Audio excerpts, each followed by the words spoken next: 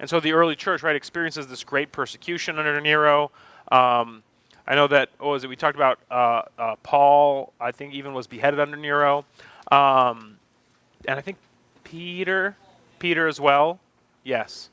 I did hear something Peter was crucified. Yes. I heard, I'm listening to a podcast that just wrapped up a series on the apostles and how each of them was killed.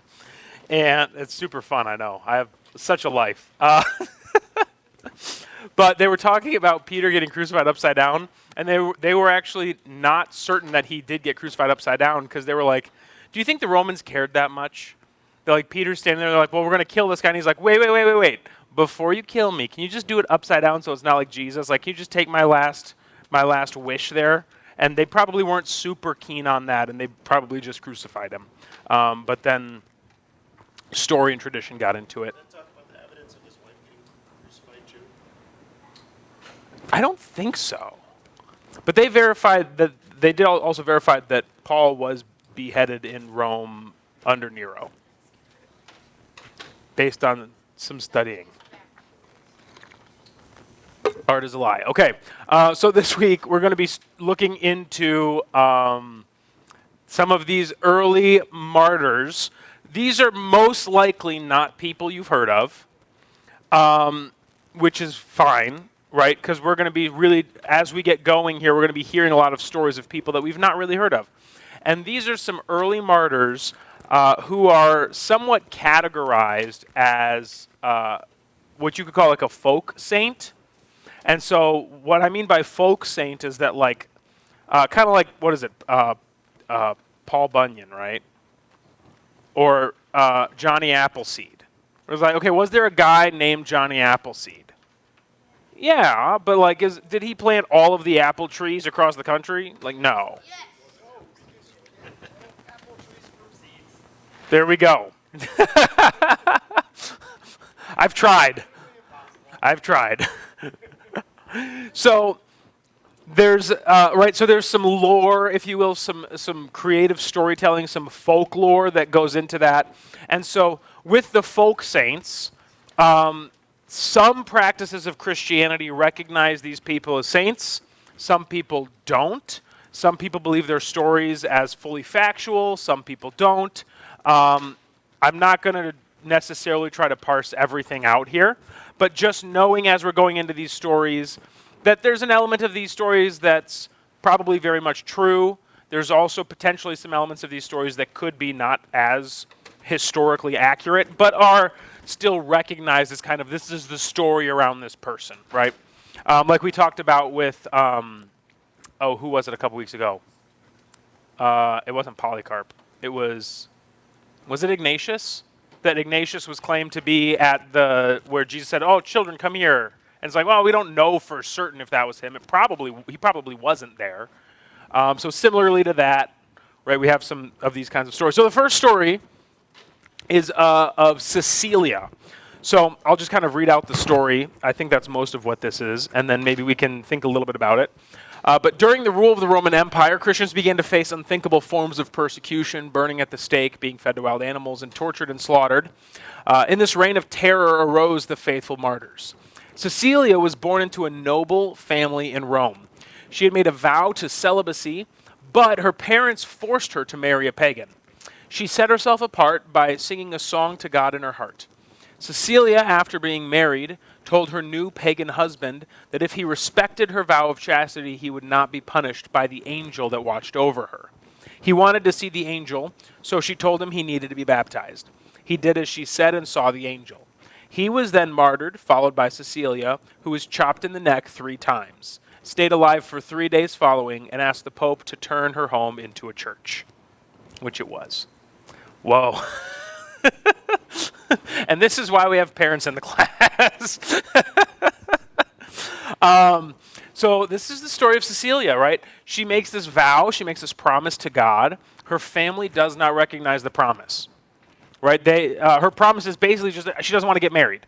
And her family goes, no, we're going to get you to get married, and not just are you going to get married, you're going to get married to a pagan guy. And he's not going to respect your faith at all. So she gets married to this pagan guy, and she's like, hey, I've made a vow, and I'm being watched by an angel. And he's like, yeah, I don't buy it. right? So she's like, well, get baptized, and when you believe, maybe you'll see the angel too. So he gets baptized, he gets saved. Not that those are necessarily congruent, but this is how the story goes. He gets saved and baptized, and he sees the angel.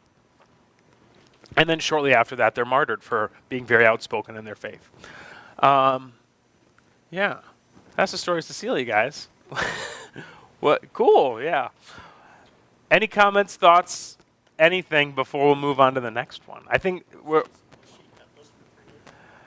she was either headless or she just had big gashes in her neck, one or the other, yeah. Huh? Well, so this is the interesting thing about like sainthood in, especially in the Catholic tradition of Christianity. In order to be considered a saint in the Catholic Church, you have to perform miracles. I believe it's 3 miracles after you die, confirmed after your death. So there's always kind of this idea of the miraculous that goes around sainthood.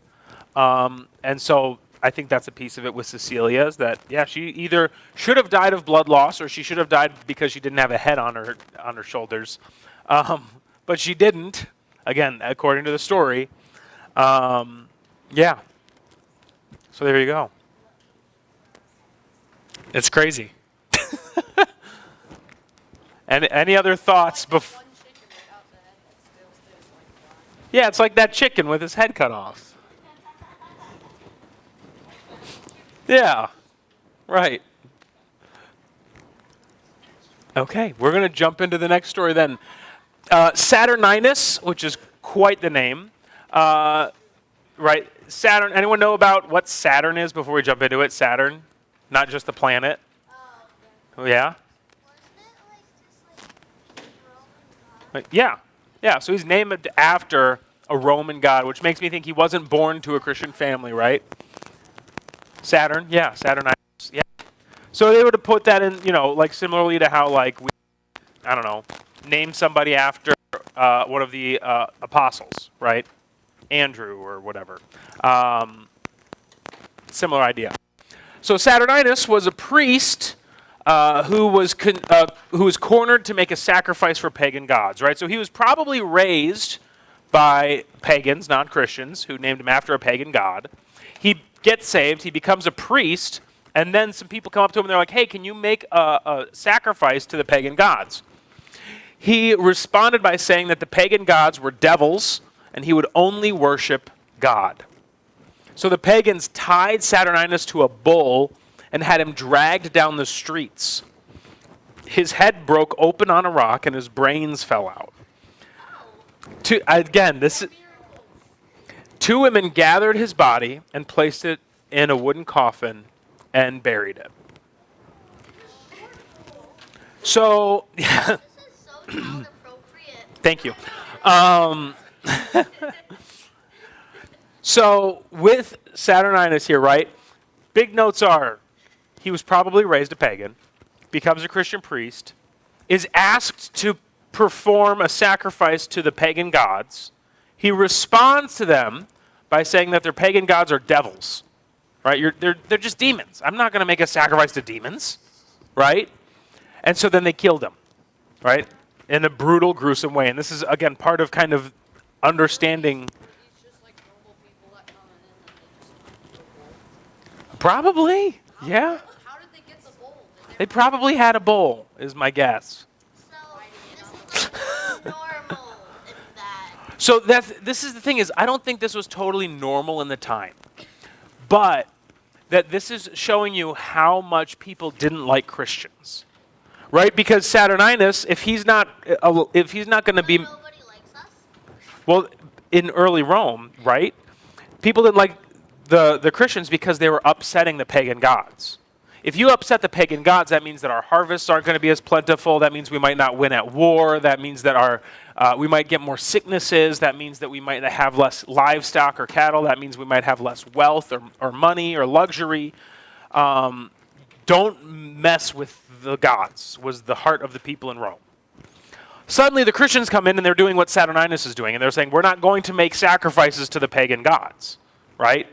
My worldview says these pagan gods, They may be real spiritual beings, but they're not gods, right? They're demons. So I'm not going to make a sacrifice to a demon. And so then the response is, well, since you've upset our gods, you've upset us, and we're going to kill you. And we're going to think of the most brutal and gruesome way to do that as we possibly can. Because we want to discourage other Christians from doing this in the future. We want the next Christian priest who steps in to be able to sacrifice to our false gods.